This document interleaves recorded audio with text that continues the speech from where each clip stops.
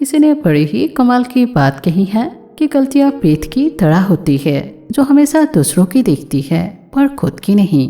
तो एक सरकारी प्राइमरी स्कूल था जहां बच्चों की एग्जाम चल रही थी और एग्जाम के बाद छुट्टियां लगने वाली थी और सब बच्चे ही बहुत खुश थे क्योंकि आज उनका आखिरी पेपर था।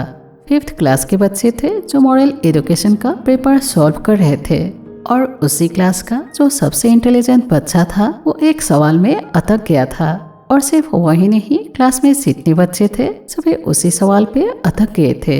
और सवाल ये था कि हमारे स्कूल में सबसे पहले जो आता है उसका नाम लिखिए।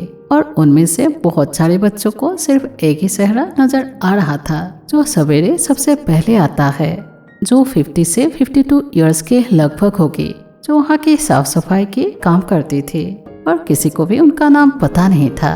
और वहाँ कई बच्चे थे जो टीचर वहाँ पहले आते थे उनका नाम लिख दिया, और बहुत सारे बच्चे जिनको लगा था वो साफ सफाई करने वाली लेडी सबसे पहले आती है तो उनमें से कुछ बच्चे ने आंटी जी लिख दिया, तो किसी ने उनका रंग लिख दिया, तो किसी ने उनके हाइट के बारे में लिख दिया, लेकिन नाम कोई भी लिख नहीं पा रहा था।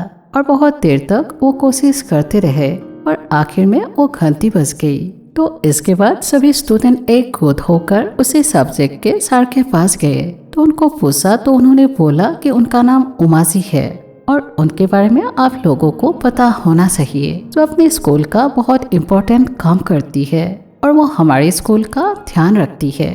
आज मैं आप लोगों को ये सवाल पूछकर ये बताना चाहता था कि हमारे आसपास ऐसे बहुत सारे लोग हैं जो मैटर करते हैं, जो हमारी जिंदगी में रोल प्ले करते हैं और कई बार हम लोग उनके बारे में जानना नहीं चाहते।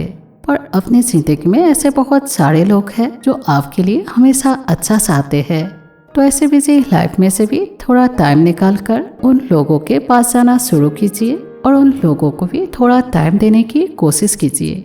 इसीलिए आप हमेशा खुश रहिए और आपके अपनों को भी खुश रखिए। Thank you.